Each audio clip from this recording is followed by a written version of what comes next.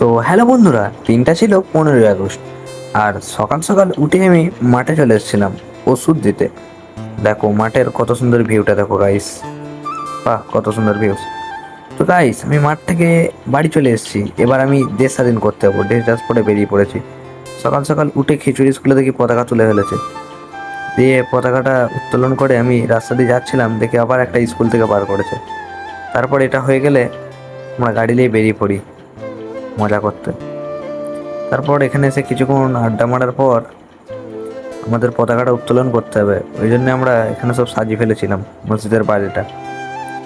তারপর এখানে আকাশের অবস্থা যা দেখছি, মনে হচ্ছে সব কষ্ট নষ্ট হয়ে যাবে।